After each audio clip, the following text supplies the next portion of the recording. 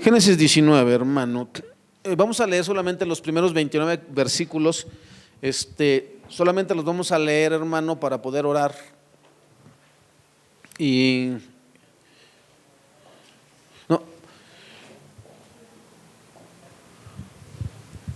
después ya entramos a explicar, ¿le parece? A ver, Génesis 19, del 1 al 29. Al anochecer, los dos ángeles llegaron a la entrada de la ciudad de Sodoma. Lot estaba allí sentado y cuando los vio, se puso de pie para recibirlos. Entonces les dio la bienvenida y se inclinó rostro en tierra. Señores míos, dijo él, vengan a mi casa para lavarse los pies y sean mis huéspedes esta noche. Entonces mañana podrán levantarse temprano y seguir su camino. ¿O no?, respondieron ellos. Pasaremos la noche aquí en la plaza de la ciudad. Pero Lot insistió y finalmente ellos fueron con él a su casa. Lot preparó un banquete para ellos con pan sin levadura recién horneado y ellos comieron. Pero antes de que se fueran a dormir, todos los hombres de Sodoma, tanto jóvenes como mayores, llegaron de todas partes de la ciudad y rodearon la casa y le gritaron a Lot: ¿dónde están los hombres que llegaron para pasar la noche contigo? Haz que salgan para que podamos tener sexo con ellos. Entonces Lot salió de la casa para hablar con ellos y cerró la puerta detrás de sí. Por favor, hermanos míos, suplicó, no hagan una cosa tan perversa. Miren, tengo 2 hijas vírgenes, déjenme traerlas y podrán hacer con ellas lo que quieran. Pero les ruego que dejen en paz a estos hombres, porque son mis huéspedes y están bajo mi protección. Hazte a un lado, gritaron ellos. Este tipo llegó a la ciudad como forastero y ahora actúa como si fuera nuestro juez. Te trataremos mucho peor que a esos hombres. Y se lanzaron contra Lot para tirar la puerta abajo.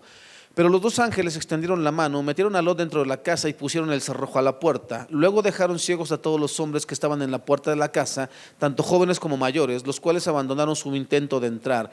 Mientras tanto, los ángeles le preguntaron a Lot: ¿tienes otros familiares en esta ciudad? Sácalos de aquí, a tus yernos, hijos, hijas o cualquier otro, porque estamos a punto de destruir este lugar por completo. El clamor contra esta ciudad es tan grande que ha llegado hasta el Señor y Él nos ha enviado para destruirla. Entonces Lot salió con prisa a contarles a los prometidos de sus hijas: rápido, salgan de la ciudad, el Señor está a punto de destruirla. Pero los jóvenes pensaron que lo decía en broma. Al amanecer de la mañana siguiente, los ángeles insistieron: apresúrate, le dijeron a Lot, toma a tu esposa y a tus 2 hijas que están aquí, vete ahora mismo o serás arrastrado en la destrucción de la ciudad. Como Lot todavía titubeaba, los ángeles lo agarraron de la mano y también a su esposa y a sus 2 hijas y los llevaron enseguida a un lugar seguro fuera de la ciudad, porque el Señor tuvo misericordia de ellos.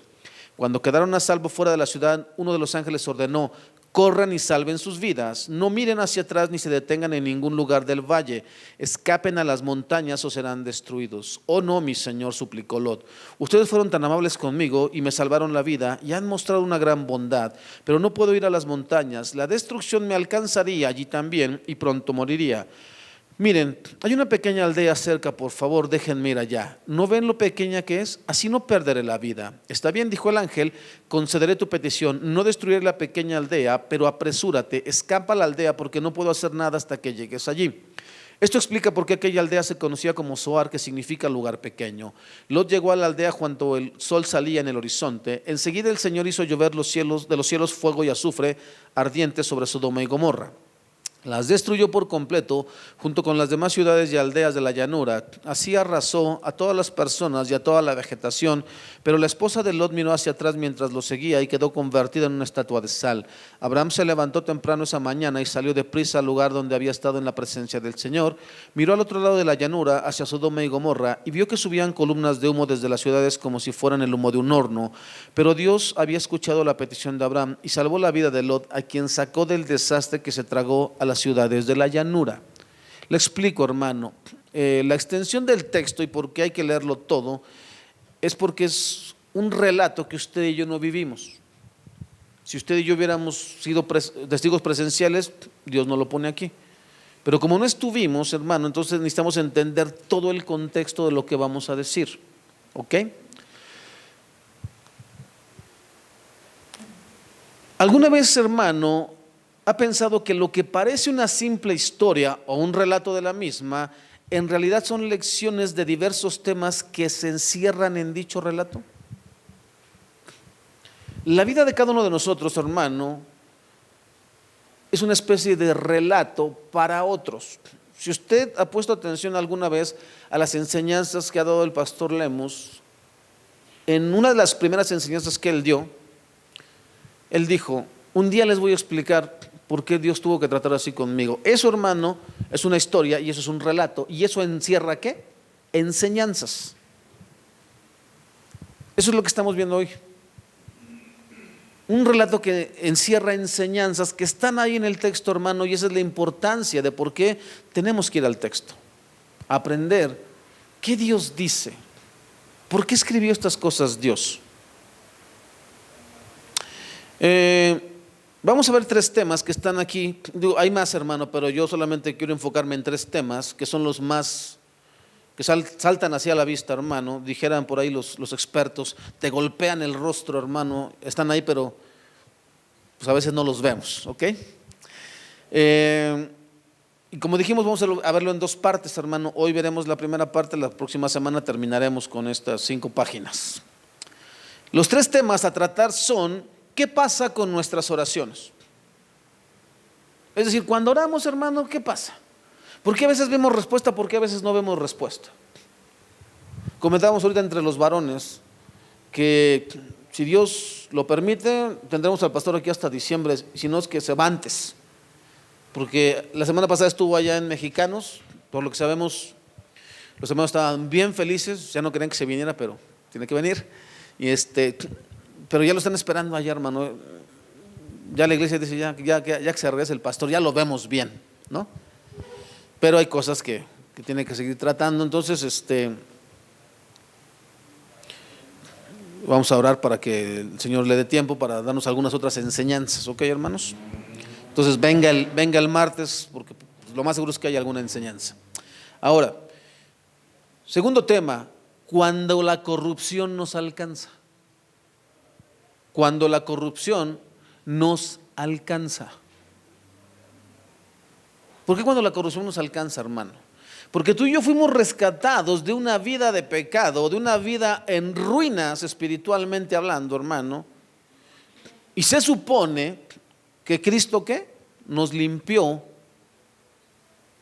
a través del perdón de nuestros pecados al haber creído en Él, ¿ok? Como dice la Escritura. Cree en el Señor Jesucristo, como dicen las Escrituras, y serás salvo tú y tu casa. ¿Amén? Porque con el corazón se cree, mas con la boca se confiesa, ¿cierto? Pero entonces de repente lo que iba bien de repente empieza a ir mal cuando la corrupción nos alcanza. Y tercer tema: ¿y por qué nos aferramos al pecado? ¿Por qué nos aferramos al pecado? ¿Por qué nos gusta ser desobedientes, hermano? ¿Por qué no nos gusta aprender de las experiencias de otros? Una de las cosas que me dijo el pastor cuando llegó aquí con nosotros a la colonia, hermano, me dijo: hay cosas, Polo, que tienes que empezar a tomarlas no tan en serio.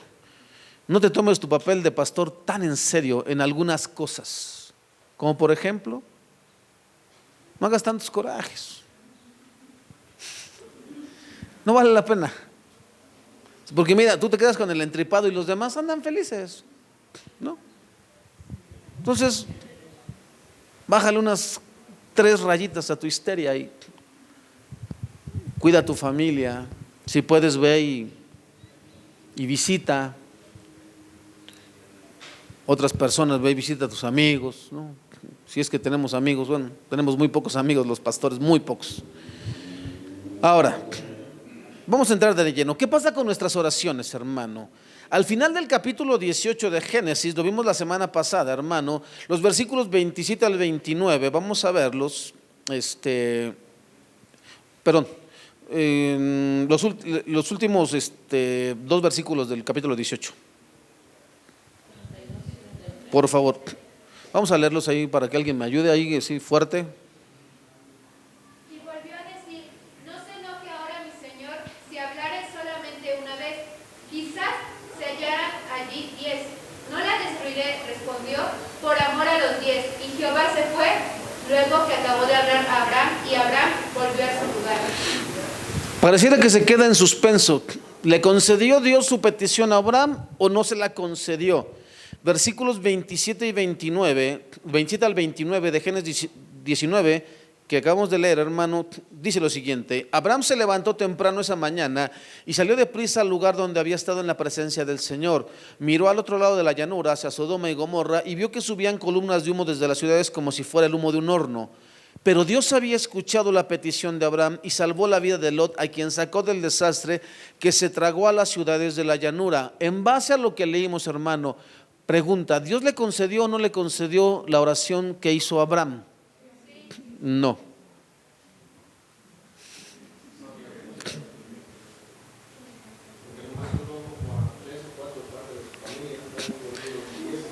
La petición dice: ¿destruirás también al justo con el impío? Es decir, implícito en la oración de Abraham iba: perdona a Sodoma, perdona a la ciudad, no la destruyas. Pero Dios dijo: solamente voy a salvar a Lot y a su familia, y todo lo demás será destruido.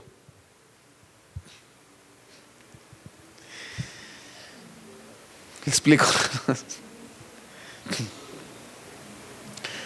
Es necesario entender primero lo que es la oración. Y en palabras sencillas, la oración es la manera de tener intimidad con Dios. Salmo 62:8 dice lo siguiente: oh pueblo mío, confía en Dios en todo momento, dile lo que hay en tu corazón, porque Él es nuestro refugio. ¿En dónde nos refugiamos?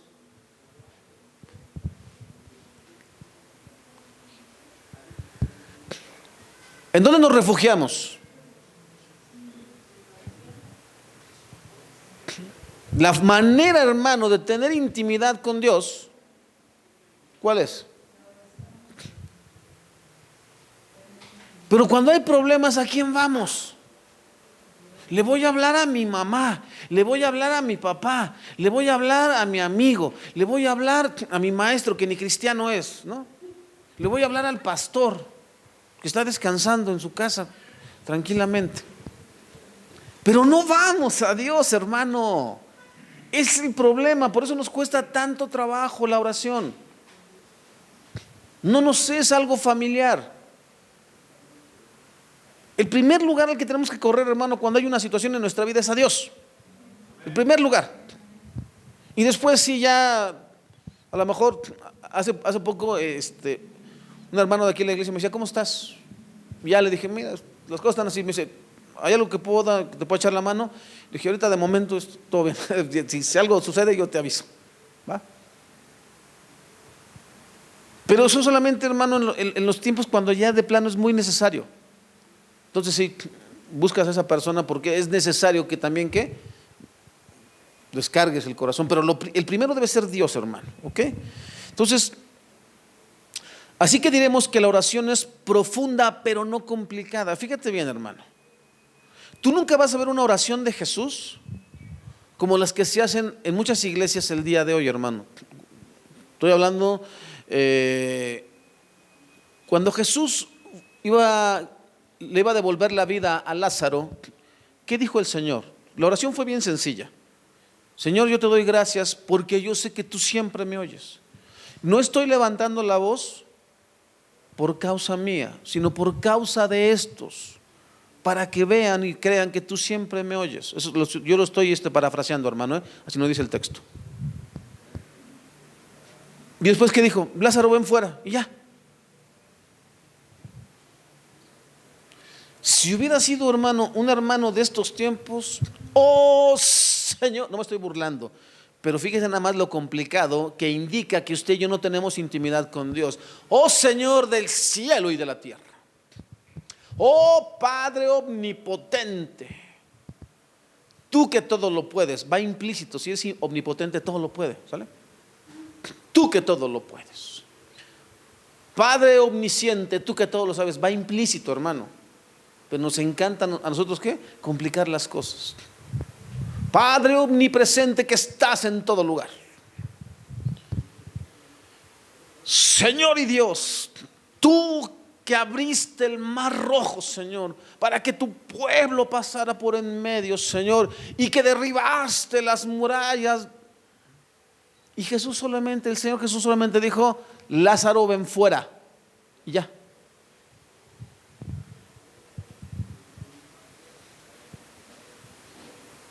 Porque Jesús sabe quién es el Padre. Cuando hemos estado orando aquí los días miércoles, hermano, hay ocasiones que el pastor nos dice una petición personal, algo que quieras que Dios haga para ti, ¿no? Cuando nos dan chance no queremos. Y Él nos ha dicho, pero algo imposible, o sea, que no esté en tus manos, pues.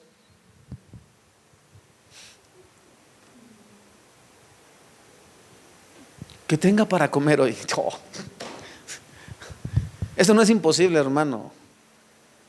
Algo que de verdad tú digas: Señor, no tengo de dónde. Si tú no me ayudas, no tengo de dónde. Porque no conocemos a Dios, hermano. Porque no tenemos familiaridad con Dios. Por eso creemos, no, y si le pido eso, que va a decir el Señor que qué encajoso. Oh. Dime, hermano, lo que Jesús le pidió para resucitar a Lázaro, ¿era algo sencillo? No. ¿Tú crees que Jesús pensó que encajó? No lo estaba pidiendo para sí, hermano. Esa es la otra parte, ahorita te la voy a explicar. Entonces, hermano, la oración es profunda, pero no complicada. Profunda porque es sustancial, vamos al punto. ¿Ok? El Señor Jesús pregunta: ¿qué hay de comer para esta multitud? No, Señor, ustedes denles de comer. 200 denarios no alcanza. ¿Qué tienen a la mano? Unos pececitos y unos panecitos. Perfecto, tráiganlos. Y el texto dice, hermano, que él solamente ¿qué? Levantó la vista al cielo y empezó a repartir. Y sobraron en una ocasión 12 cestas y en otra ocasión 7 cestas. ¿Dónde está lo complicado, hermano? Era profunda su oración. Sí, Señor, suple Dios para toda esta multitud que hace 3 días viene siguiéndonos y van a desmayarse. Suple, Señor. Y todavía más adelante el Señor les dice que todavía no entiende, ¿no? Cuídense de la hora de los fariseos. No trajimos pan. Te dije, Juan, que compraras el pan, ¿no? Y dice el Señor: ¿Qué todavía no entienden? ¿Cuántas cestas sobraron? 12. Y cuando después 7. ¿No? Petición personal. Ay, pues No, es que, hermano, no hay familiaridad con Dios. No conocemos a nuestro Dios y por eso no pedimos. Santiago 4, 2 al 3 dice: desean lo que no tienen, entonces traman y hasta matan para conseguirlo. Envidian lo que otros tienen, pero no pueden obtenerlo. Por eso luchan y les hacen la guerra para quitárselo. Sin embargo, no tienen lo que desean porque no se lo piden a Dios. Subraya eso. No tienen lo que desean porque no se lo piden a Dios. Y aun cuando se lo piden, tampoco lo reciben porque lo que piden, lo piden con malas intenciones. Desean solamente lo que les da placer.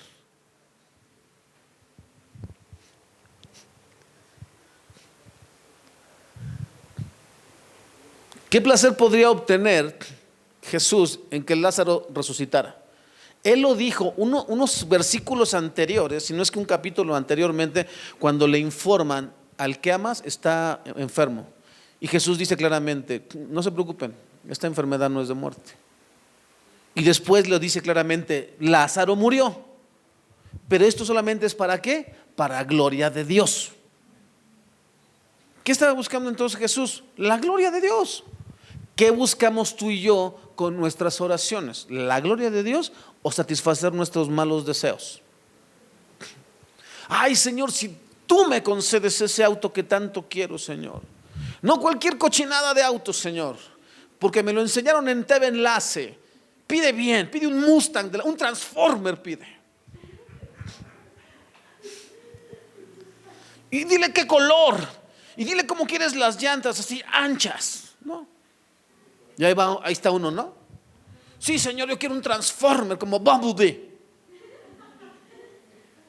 Amarillo, ¿para qué? ¿No? Y con ancha llanta ancha, ¿no? 2022, porque el 21 ya se está acabando, Señor. Y ya que Dios te lo concede, hermano, andas de padrote, porque ni siquiera para darle raya a los hermanos, ¿no? Hermano, no, se ensucia la piel. ¿Para qué lo querías entonces? No era para, Señor, si tú me lo concedes, lo voy a poner al servicio de la iglesia. Es más, ni vienen, hermano, porque ya anda padroteando con su coche. Oh, Señor, si tú me concedes, Señor, que yo ponga un negocio, Señor, así próspero, Señor, que produzca millones, Señor, yo voy a dar mi diezmo a la iglesia. Si no lo das ahorita, hermano, no lo vas a dar cuando tengas dinero. Porque el texto dice: el que en lo poco es fiel, también en lo mucho es fiel. Por eso es que no recibimos, hermano. Pondremos el énfasis, hermano, en la oración. Sin embargo, no tienen lo que desean porque no lo piden a Dios. Y aun cuando lo piden, tampoco lo reciben porque lo piden con malas intenciones. Perdón, desean solamente lo que les da placer. Entonces podemos decir: no tengo porque no pido, y cuando sí pido, lo hago por los motivos incorrectos. El Señor Jesús dijo en Mateo 21:22: y todo lo que pidiereis en oración creyendo lo recibiréis. Solo que nos falta entender que nuestras peticiones deben ser conforme a la voluntad de Dios. Perdón, hablaba yo ahorita que estamos allá con los varones, decía yo, espero que antes de que el pastor regrese allá a Mexicanos, a su iglesia, nos pueda dar una enseñanza acerca de esto, hermano, porque luego hay una confusión. Es que dice aquí el texto que todo lo que yo pida en oración creyendo lo recibiré. Este texto viene cuando el Señor maldice a la higuera, ¿ok? Y al siguiente día dice: mira, Señor, la higuera que maldijiste se secó. Si ustedes también podrían hacer eso, si tuvieran fe, ¿no? Entonces, hermano, ¿aplica para todo lo que yo pido, incluido mi carro de Transformer, o no? No, hermano. Porque tú nunca vas a ver una oración de Jesús. Él mismo lo dice cuando llega Pedro: si tú crees que yo no puedo orar al Padre y me mandaría 2 legiones de ángeles y barreríamos con toda esta gente que me quiere matar, pero entonces ¿cómo se cumplirían las escrituras? Él nunca pidió para sí, hermano, jamás, porque Él se despojó a sí mismo. La Biblia dice: Él se hizo pobre para que nosotros fuéramos ricos. Y ahí se entiende también mal el texto. Ahí dice que se hizo pobre para... Rico en divinidad, hermano, rico en gracia, rico en poder, rico en todo. Pero para que nosotros alcanzáramos salvación, Él se hizo hombre. Eso es lo que significa: se hizo pobre. Se despojó a sí mismo. No obtenemos y no comprendemos el texto bíblico, hermano, porque no nos gusta escudriñar, no nos gusta estudiar. Esa es la razón por la que no podemos comprender. Pero ya mero, si quieres vamos a empezar, ya mero acaban matrimonios y empezamos los viernes, hermano, a entender los textos de la Biblia. ¿Sale? Espero verte ahí los viernes. ¿Sale? Ahora,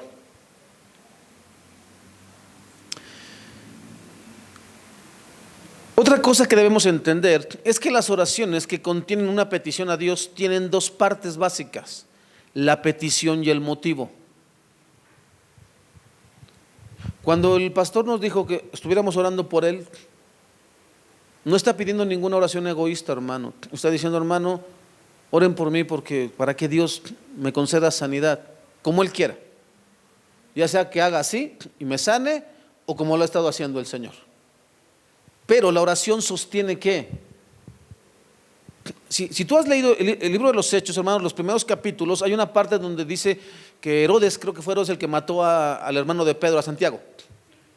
Y después dice que arrestó a Pedro y que también lo quería matar.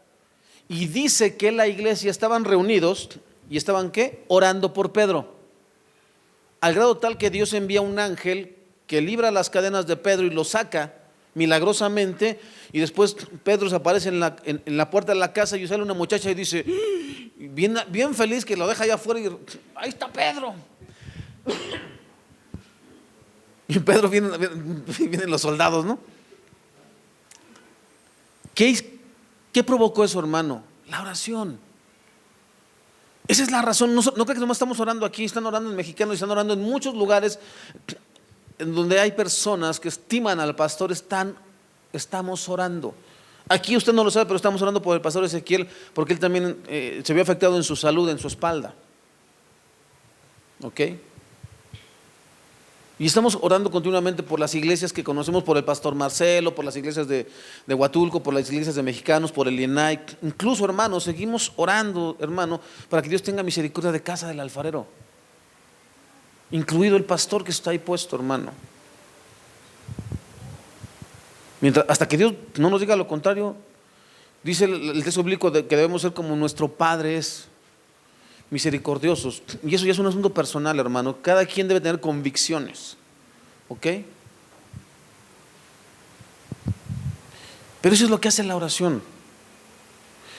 Entonces, hermano, petición y motivo. ¿Cuál es la petición? Sanidad. ¿Cuál es el motivo? Pues para que una iglesia siga siendo alimentada, hermano, ¿no? Porque, ¿qué dice el texto bíblico? La mies es mucha y los obreros. Y luego, hermano, pues hay que seguir rogando al Señor. Entonces, entienda bien esto: petición y motivo.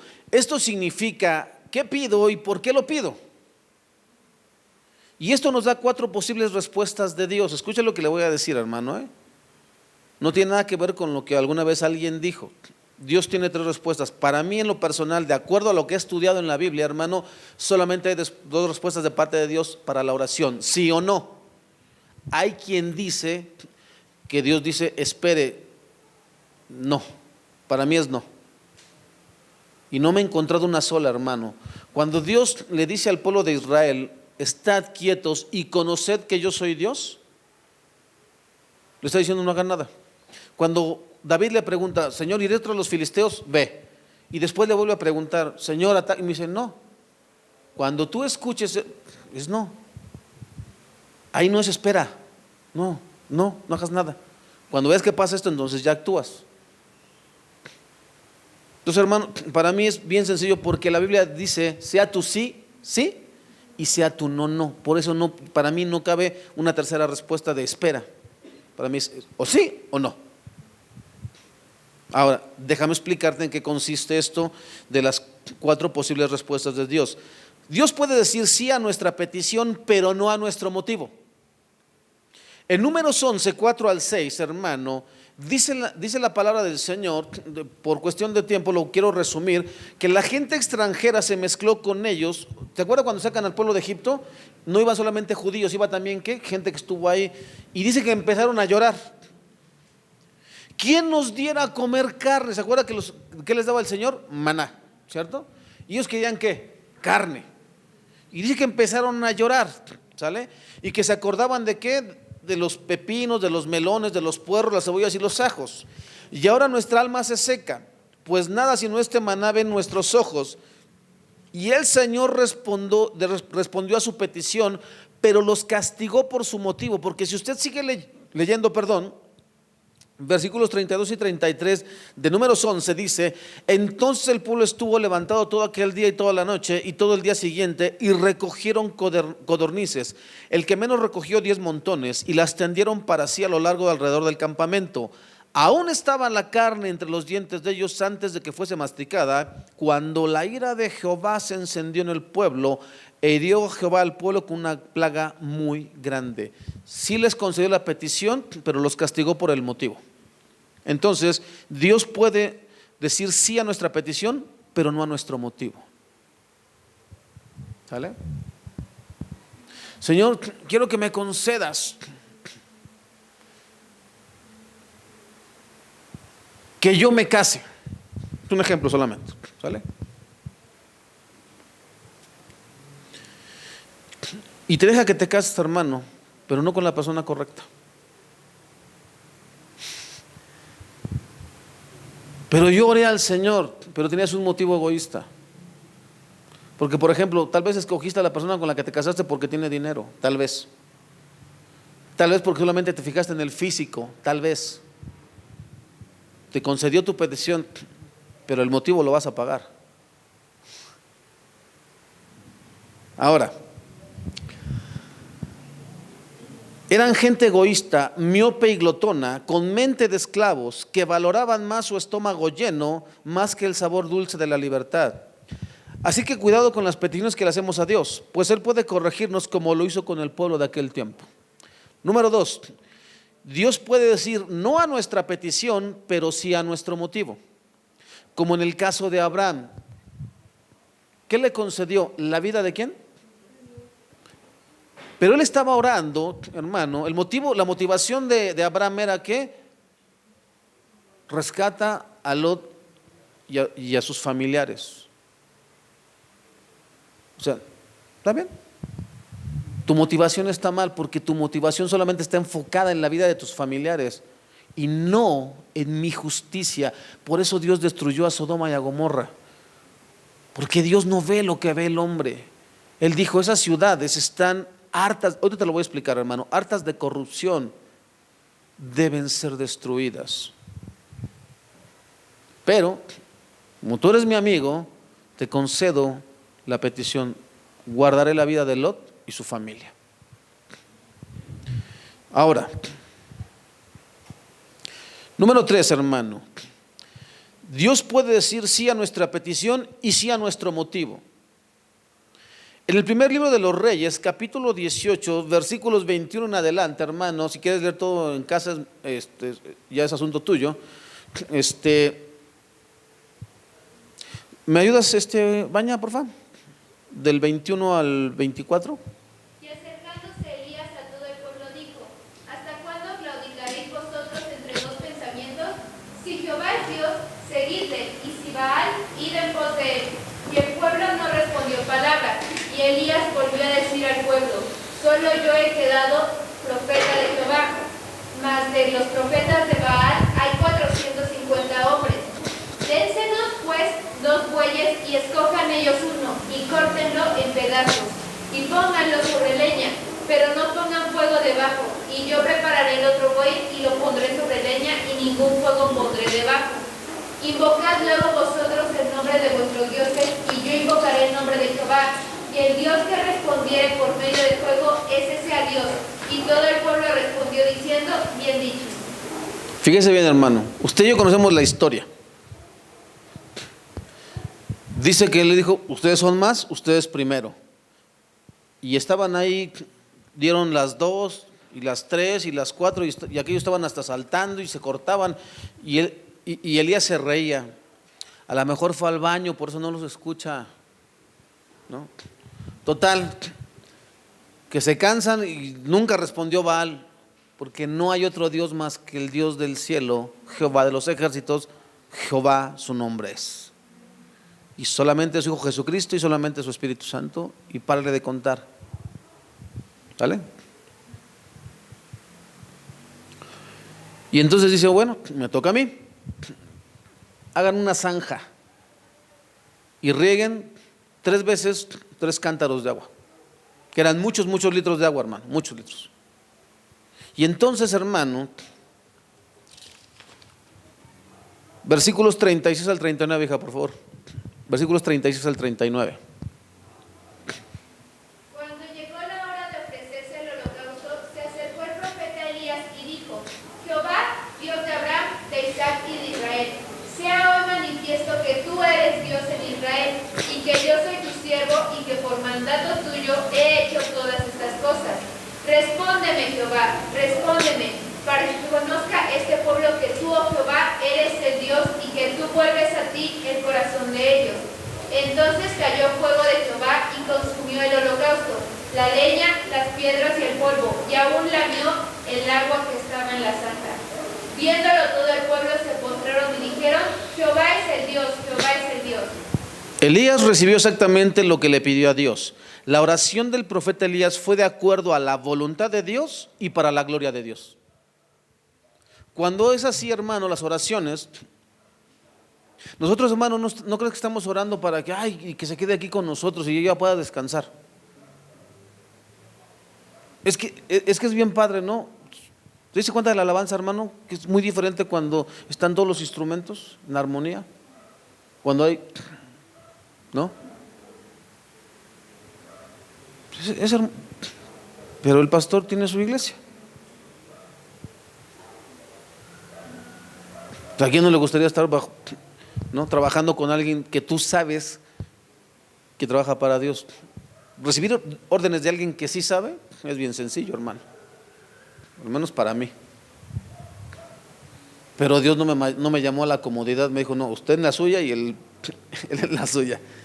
Pero trabajando unidos por un mismo fin, la gloria de Dios. Entonces, Dios concede esas peticiones, hermano. Sí a tu petición, sí a tu propósito. Cuando es para la gloria de Dios. ¿Va? Número 4, no a nuestra petición y no a nuestro motivo. Primera de Pedro 3:7 dice lo siguiente: de la misma manera, ustedes maridos tienen que honrar a sus esposas. Cada uno viva con su esposa y trátela con entendimiento. Ella podrá ser más débil, pero participa por igual del regalo de la nueva vida que Dios les ha dado. Trátenla como es debido, para que nada estorbe las oraciones de ustedes.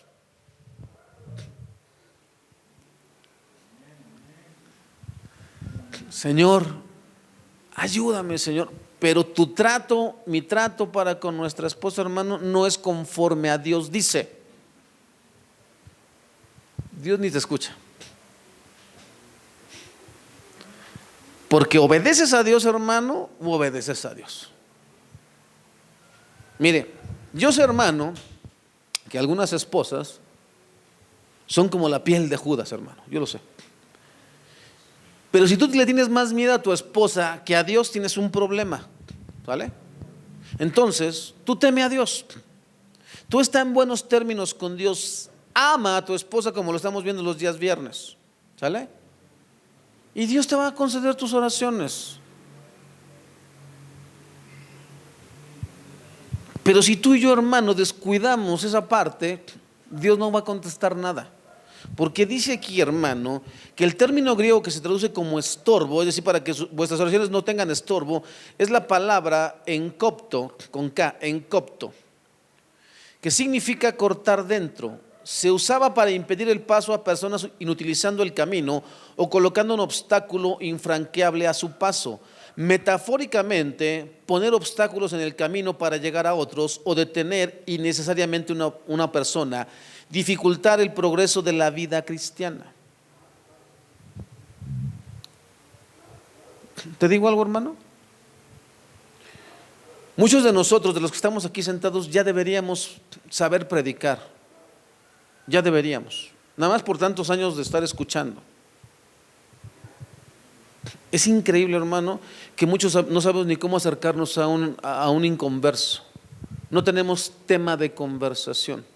Mucho menos ir al texto bíblico.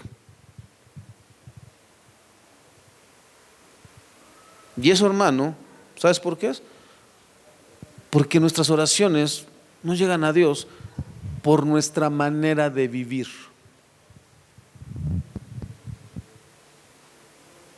Por eso no hay crecimiento espiritual, hermano.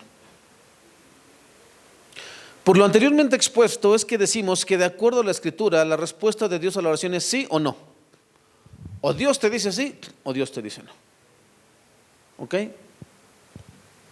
Yo respeto, hermano, porque incluso te vas a encontrar en este tipo de pastores que incluso son reformados, que algunos de ellos tienen todavía ese concepto de 3 respuestas de parte de Dios. Yo en lo personal, hermano, y de acuerdo a lo que he visto en la Biblia, es o sí o no. Ahora, Vamos al segundo punto, hermano, y hasta donde terminemos, nos quedan como 15 minutos y lo demás lo terminamos la próxima semana, ¿ok? Los primeros 14 versículos de Génesis 19, hermano, pintan un cuadro sombrío de lo que podría llamarse contaminación relacional. Contaminar, hermano, significa ensuciar, manchar, corromper o infectar por medio del contacto o la asociación. La asociación con el mal contamina nuestra vida. El contacto con la gente mala puede envenenar nuestra mente y erosionar nuestra moral. Le doy un ejemplo, hermano, que está en la Biblia. Primero libro de los Reyes, capítulo 11, versículos 1 al 6, dice lo siguiente: ahora bien, el rey Salomón amó a muchas mujeres extranjeras, además de la hija del faraón. Se casó con mujeres de Moab, de Amón, de Edom, de Sidón y de los hititas. El Señor había instruido claramente a los israelitas cuando les dijo: no se casen con ellas, porque les desviarán el corazón hacia sus dioses. Sin embargo, Salomón se empecinó en amarlas. En total tuvo 700 esposas de cuna real y 300 concubinas. En efecto, ellas apartaron su corazón del Señor. Cuando Salomón ya era anciano, ellas le desviaron el corazón para que rindiera culto a otros dioses en lugar de ser totalmente fiel al Señor su Dios, como lo había sido David su padre. Salomón rindió culto a Astoret, la diosa de los sidonios, y a Moloc, el detestable dios de los amonitas. De ese modo, Salomón hizo lo malo a los ojos del Señor. Se negó a seguir al Señor en forma total y absoluta, como lo habían hecho David su padre. Si usted, hermano, cree que solo es cuestión del Antiguo Testamento, como hay algunas personas que dicen: el Antiguo Testamento ya no es para nosotros. El mismo Dios del Antiguo Testamento es el del Nuevo Testamento, hermano. Primera carta a los Corintios 5, 9 al 11 dice lo siguiente: cuando les escribí anteriormente, les dije que no se relacionaran con personas que se entregan al pecado sexual. Pero no me refería a los incrédulos que se entregan al pecado sexual, o son avaros, o estafadores, o rinden culto a ídolos. Uno tendría que salir de este mundo para evitar gente como esa.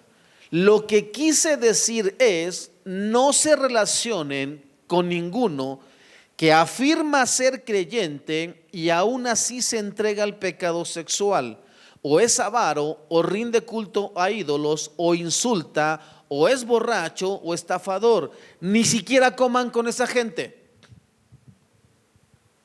Bueno, te doy la versión resumida de los cristianos de hoy.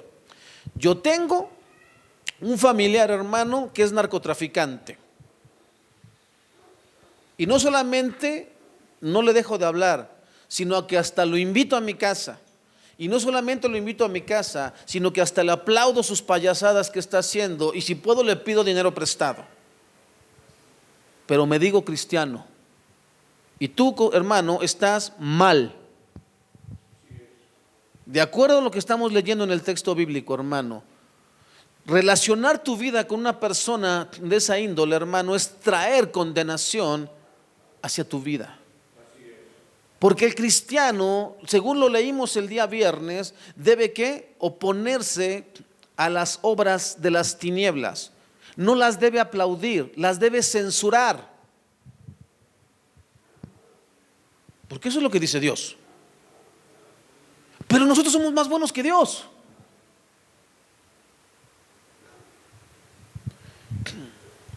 Tengo familiares que son adoradores de la Santa Muerte. Y no solamente los recibo cuando la Biblia dice que no los tienes que recibir, pero yo los recibo y los invito a comer a mi mesa.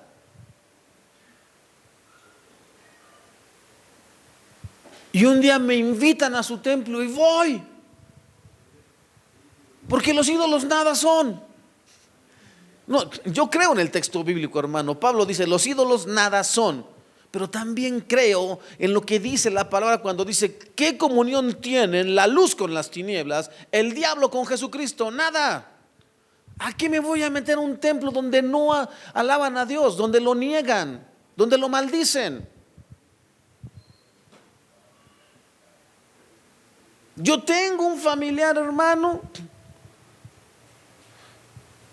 ¿Qué es mujeriego?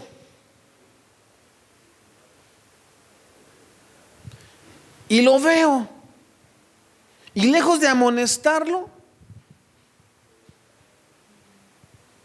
me hago el desentendido. Y el día de mi cumpleaños lo invito a mi casa. Y llega con su esposa y sus hijos.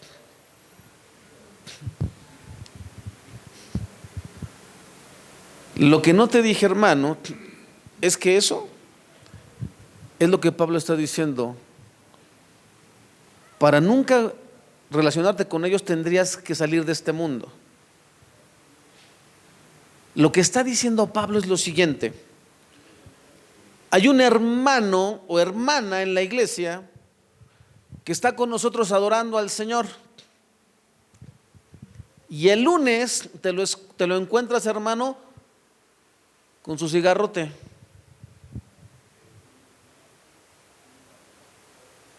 Y todavía le dices Dios lo bendiga o Dios la bendiga. Y dice el texto que con los tales ni te comas, ni aún te juntes. De acuerdo a lo que dice el texto, hermano.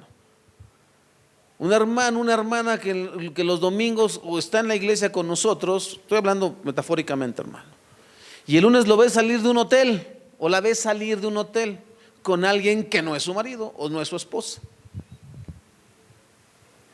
Y lejos de decirle algo, pero cuando te lo encuentras, hermano, Dios te bendiga, con los tales ni te juntes. Esa es la versión del cristiano de hoy, hermano. Yo tengo hijos que son rebeldes a Dios, que desobedecen a Dios, y lejos de disciplinarlos, hasta los aplaudo y los consiento. Y esa no debe ser la conducta de un cristiano, hermano, de acuerdo a lo que estamos leyendo. Porque en mi casa o se adora a Dios o no hay cabida.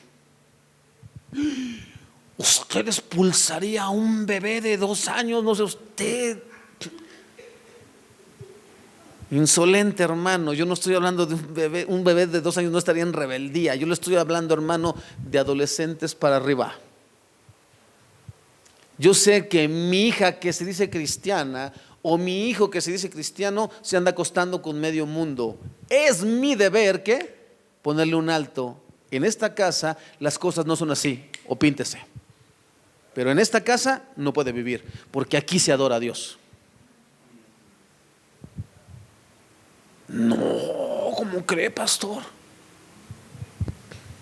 Se me pierde más.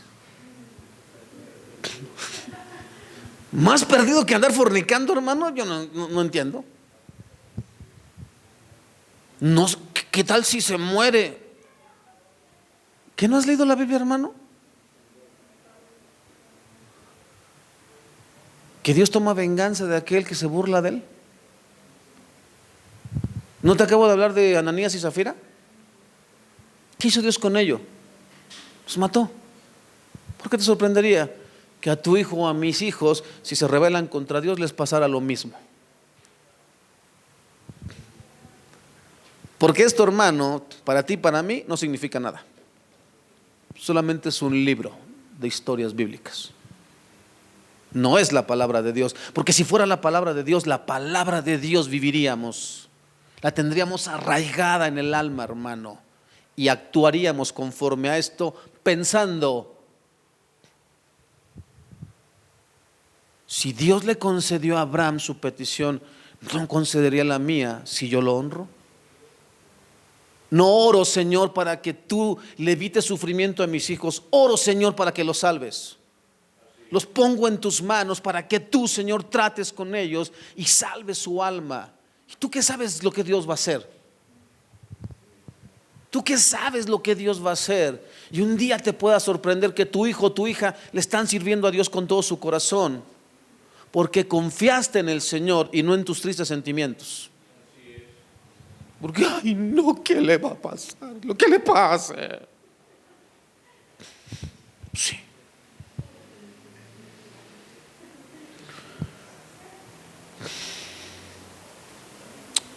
La inmoralidad, hermano, es venenosa. Nunca puede uno llegar a ser inmune a su potencial mortal. Es como las aguas negras que se desbordan de una fosa séptica, contaminan todo lo que está cerca.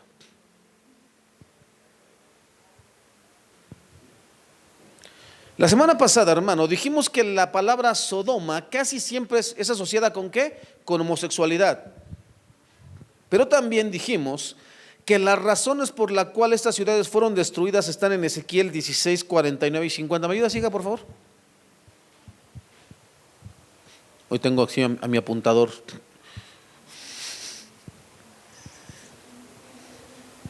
Ezequiel 16, 49 y 50.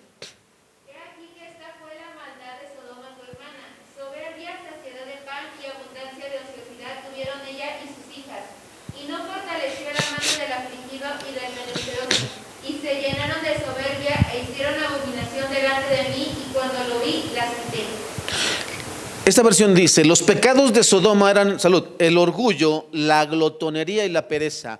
Mientras que afuera sufrían los pobres y los necesitados, ella fue arrogante y cometió pecados detestables. Por eso la destruí, como has visto. Ya leyó Vania, Reina Valera, que dice: la maldad de Sodoma, tu hermana, fue soberbia, saciedad de pan y abundancia de ociosidad. La frase saciedad de pan, hermano, en el texto hebreo literalmente significa comer hasta vomitar. Para mí, hermano, es una vergüenza y me llena de mucha ira cuando yo veo personas, hermano, que tiran hasta la comida, mientras hay otros hermanos que no tienen para comer. Que a sus hijos, hermano, les sirven y el hijo: ay, no quiero eso. ¿Qué quiere? Hijo, hermano, para que a mí estos niños me hicieran eso, hermano, desde chiquitos, y te lo comes. Y primero lo hacíamos de buena, y el avioncito, ¿ves cómo nos vemos los papás? No, el avioncito. Y no quieres el avioncito, pues ahí te va un caza, ¿no? Le abrías la boca y órale. Mira, hermano, a mí muchas veces me tacharon de salvaje. No sé por qué, pero mucha gente a mí me ha tachado así. Cuando mis hijos estaban chicos, hermano, y no querían obedecer, había un remedio muy, muy efectivo, hermano: limón en la nariz y en los ojos, así. Y hasta se duermen, hermano, en serio. Así, hermano, así, a los dos. Mira, ya ponía mi limón en la mesa. Es hora de comer, mi amor. Sí, papá, que tú digas. Delicioso, deliciosísimo. Mira, así comían, hermano. Y me insultaban, me decían: te vamos a demandar con una mujercita loca, ¿no? Te voy a echar al DIF. Tú y el DIF.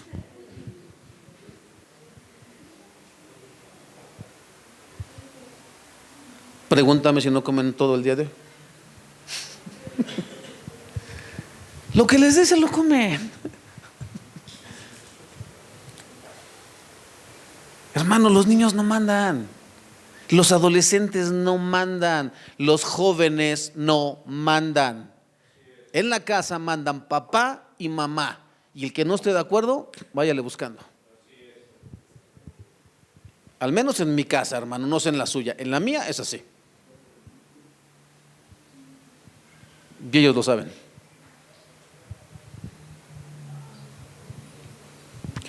Fíjese bien. Hacemos esta aclaración porque en el texto no se especifican ciertas cosas, pero una lectura más detallada del texto nos permitirá ver algunos rasgos de esta cultura que influenciaron, contaminaron la vida de Lot. Versículos 1 y 2. Yo lo más seguro, hermanos, es que nos quedemos hasta el 4 y 7 y ya no podemos ver más, ¿ok? Versículos 1 y 2. Al anochecer, los dos ángeles llegaron a la entrada de la ciudad de Sodoma. Lot estaba allí sentado y cuando los vio se puso de pie para recibirlos. Entonces les dio la bienvenida y se inclinó rostro en tierra. Señores míos, dijo él, vengan a mi casa para lavarse los pies y sean mis huéspedes esta noche. Entonces mañana podrán levantarse temprano y seguir su camino. Pero Lot insistió. Y finalmente ellos fueron con él a su casa. Lot preparó un banquete para ellos con pan sin levadura recién horneado y ellos comieron. Pregunta, hermano, ¿alguna vez has estudiado usos y costumbres del pueblo judío? ¿Por qué dice el texto que Lot estaba a la entrada de la puerta de la ciudad?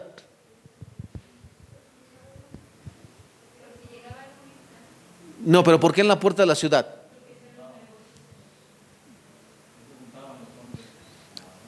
Lo que dicen Héctor y Laura es cierto, porque obviamente ellos han estudiado. En los tiempos antiguos, hermano, la puerta de la ciudad es donde estaba el mercado de la ciudad, y ahí se hacían las transacciones más importantes. Si tú leíste el libro de Esther de Ruth, dice que cuando el que fue esposo, o Boz, dice que le dijo a su pariente: te corresponde a ti antes que a mí, pero tienes que también casarte con la moabita. Y dijo: no. Y ahí donde estaba la puerta de la ciudad estaban los hombres importantes, y ahí se hizo la transacción. Ese era en el mundo antiguo, en los tiempos de la Biblia. Ahí eran las transacciones, hermano. Por eso dice, hermano, que estaba Lot ahí, con lo cual podemos inferir que Lot no era cualquier hijo de vecina en ese lugar llamado Sodoma. Para que tú pudieras sentarte ahí, hermano, tenías que haber sido importante. Y para poder ser importante en un lugar, ¿qué se necesita? Tener buenas relaciones con los habitantes de ahí. Por lo tanto, inferimos del texto que Lot se había corrompido. Si no, no tendría acceso, hermano. Entonces, fíjate. Ahora, dice, hermano, que entonces eso significaba que él era un participante activo en la política y comercio de Sodoma. Ahora, no sabemos por qué un hombre como Lot se alineó tan cerca con una ciudad tan malvada. Tal vez pensó que podía influenciar en aquella ciudad sin caer en pecados graves, mientras mantenía un testimonio positivo por el Dios de Abraham. Notamos que aunque conservaba rasgos de su convivencia con Abraham, porque recibe a los visitantes como lo hizo Abraham, sino porque se inclinó. Déjate, te ilustro mejor esto. Supongamos que yo tengo un conocido que se dedica a los negocios ilícitos, ¿sale? Y entonces yo digo: voy a llevar una amistad con él, porque yo soy cristiano, soy pastor, conozco la palabra de Dios y creo que puedo abstenerme de la vida que él lleva, y lo empiezo a frecuentar. Y voy a su casa y vamos a ciertos lugares y comemos juntos. En algún momento, hermano, me va a pedir algo y yo le tengo que decir no, pero corro el riesgo ¿de qué? De que me diga: ¿cómo que no? ¿No sabes con quién estás hablando? Soy el Señor de los cielos. Y entonces ya tienes problemas. En algún momento, ¿qué tal si me dice: tenga, para que compren el bajo de la iglesia? ¿No? O para el terreno. Y yo le agarro el dinero. Y después, ¿qué crees que me va a decir? Ahora tú hazme un favorcito a mí. Necesito que lleves esta mercancía. No preguntes, que esto nomás llévala. ¿Ha visto la película de la mula? No, véala. Nada más para que vea cómo se corrompe la gente. Y era un anciano, ¿eh?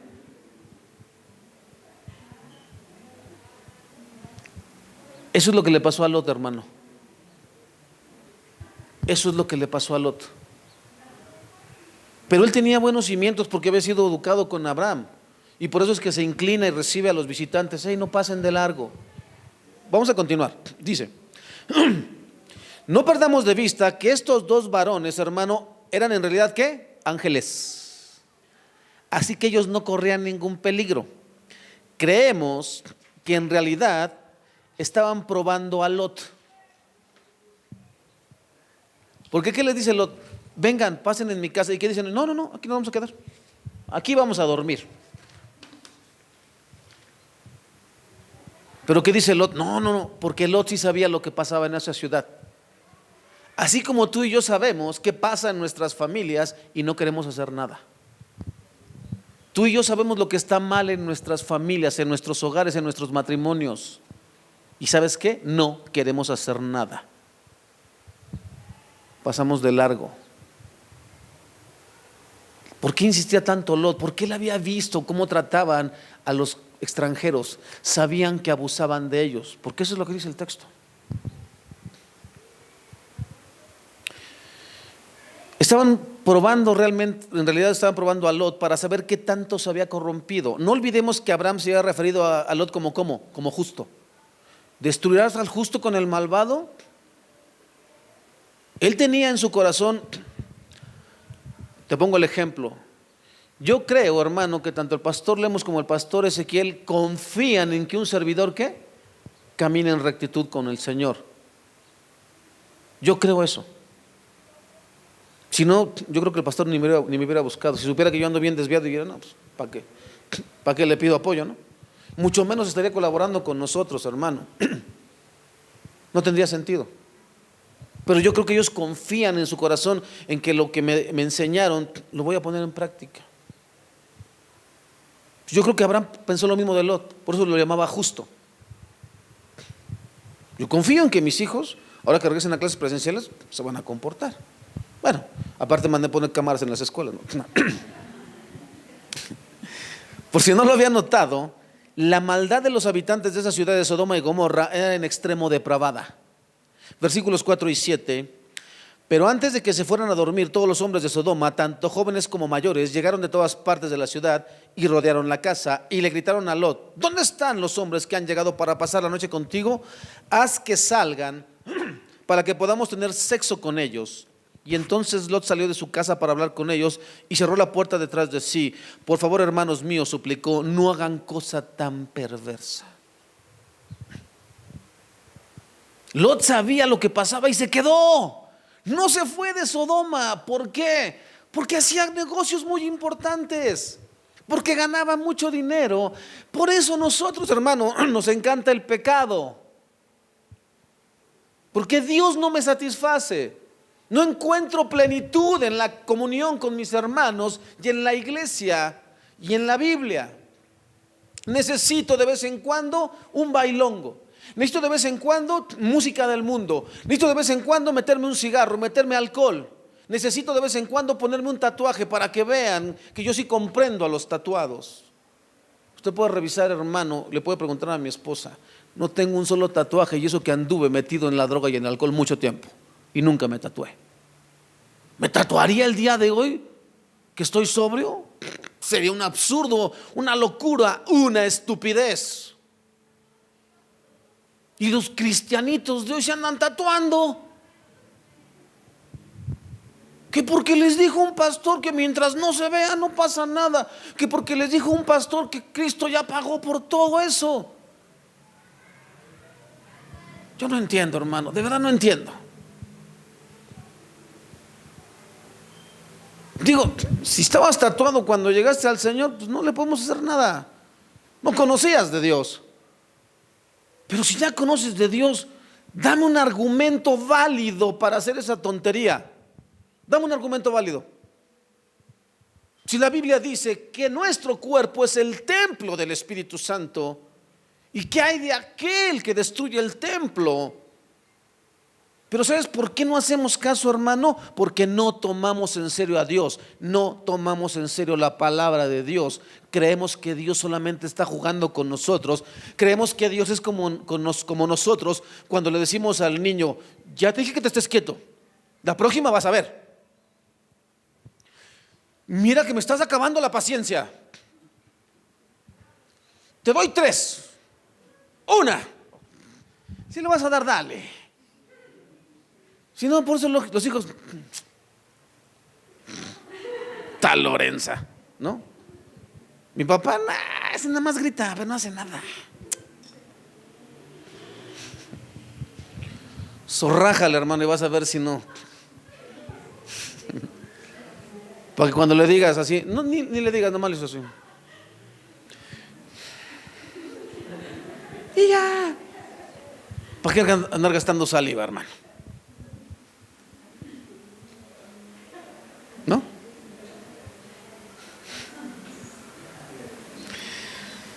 Pero mire, vamos a dejarlo, leemos esto y lo dejamos ahí, ¿le parece? Lo primero es que no fueron hospitalarios con los visitantes. Fíjese bien, hermano, cuando estamos leyendo el texto no dice la razón por la que Dios iba a destruir a Sodoma y a Gomorra. Lo leímos en Ezequiel, eso fue mucho tiempo después. Pero quiero que usted medite en esto y aquí lo dejamos, ¿ok? La próxima semana continuamos del 8 en adelante. Todavía nos quedan 3 hojitas, bueno, casi 3 hojitas. Dice así: lo primero, hermano, es que esas personas de Sodoma no fueron, ¿qué? Hospitalarias, que era una costumbre de aquel tiempo. Era como una regla, hermanos, dar hospitalidad al peregrino. Eso fue lo primero, hermano. Y eso sí era pecado. Por el simple hecho de eso, hermano, eso era pecado. Ahora, querer tener sexo con ellos de manera homosexual, dice, hermano, que tanto hombres jóvenes como viejos, todo Sodoma estaba corrompido, hermano. No había uno solo bueno. Todo en esa cultura era corrupto. Por eso es que Dios le iba a destruir. Ahora, si tú no has leído, hermano, ahorita no recuerdo el profeta, a ver si el pastor me ayuda con eso, o si aquí mi enciclopedia me ayuda con eso. Hay uno de los profetas a los que Dios le dice: si aquí estuvieran Abraham y Jacob y Moisés, en Ezequiel, ni por eso se salvarían estas ciudades. Todos perecerían, solamente ellos se salvarían. Solamente ellos se salvarían. Así que no te confíes, hermano, yo ya soy cristiano, por lo tanto mis hijos están protegidos. No, si tus hijos se apartan del Señor, Dios va a tratar con tus hijos. Tú te vas a salvar mientras no te desvíes. Si no, porque también, ya tengo 8 años de pastor, ya le hice, ¿no? Ya me puedo dedicar a echar concha. No, hasta que te mueras.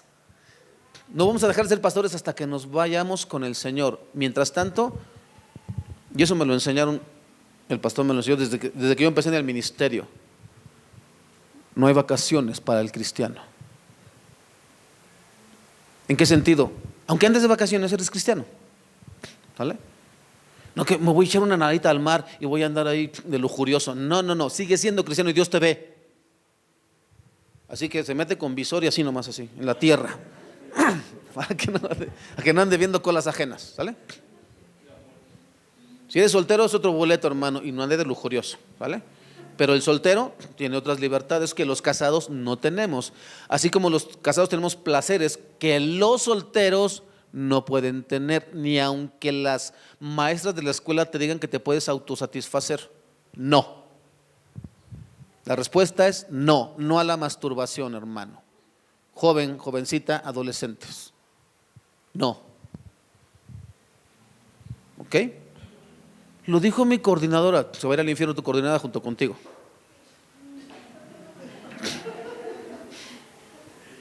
Ahora, todos estaban corrompidos, hermano, y solamente acumulaban pecado tras pecado. No fueron hospitalarios y aparte querían cometer acto homosexual. Pecado tras pecado, hermano. Y si hubiera 10 justos, y Dios ya sabía, no hay 10 justos. Ni siquiera tu pariente Lot es justo, se corrompió. Pero tú eres mi amigo, y por amor a ti, por atención a ti, a veces sí, hermano, a veces Dios no destruye algo por amor a alguien que lo agrada. Y por último, para dejarlo aquí, hermano,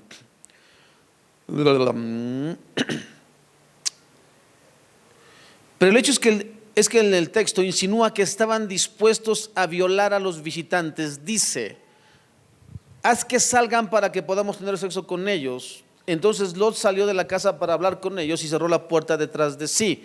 Por favor, hermanos míos, suplicó, no hagan cosa tan perversa. Solamente le leo solamente léeme el 8, hija, por favor, el versículo 8 del capítulo 19 de Génesis. He aquí, ahora yo tengo 2 hijas que no han conocido varón. Os las sacaré fuera y haced de ellas como bien os pareciere. Solamente que a estos varones no hagáis nada, pues que vinieron a la sombra de mi tejado. ¿Y el 9 qué dice? Y ellos respondieron: quita ya, y añadieron: vino este extraño para habitar entre nosotros, y habrá de erigirse en juez. Ahora te haremos más mal que a ellos. Y hacían gran violencia al varón a Lot, y se acercaron para romper la puerta. Si usted interpreta bien el texto bíblico, hermano, dice que estaban dispuestos incluso a violarlos, porque forzar a alguien a tener intimidad o relaciones sexuales, eso es violación. Y sí, hermano, ocurre dentro del matrimonio. Cuando el esposo obliga a la esposa a hacer cosas o la toma por la fuerza, aunque sea su esposa, es violación. El texto bíblico dice, a menos que se pongan de acuerdo por algún tiempo para dedicarse a la oración, después que vuelvan a unirse. Nos dice, y aunque no quiera, usted la agarra y la tira ahí sobre la cama donde se pueda. No, no dice eso el texto bíblico, hermano. No se equivoque. ¿Vale? No dieron hospitalidad. Querían tener relaciones homosexuales y estaban dispuestos a violar si fuera necesario. Maldad tras maldad tras maldad. Próxima semana, si Dios lo permite, hermano, terminaremos esta enseñanza. Los chicos de la alabanza, por favor. Ya corta, dejo, por favor.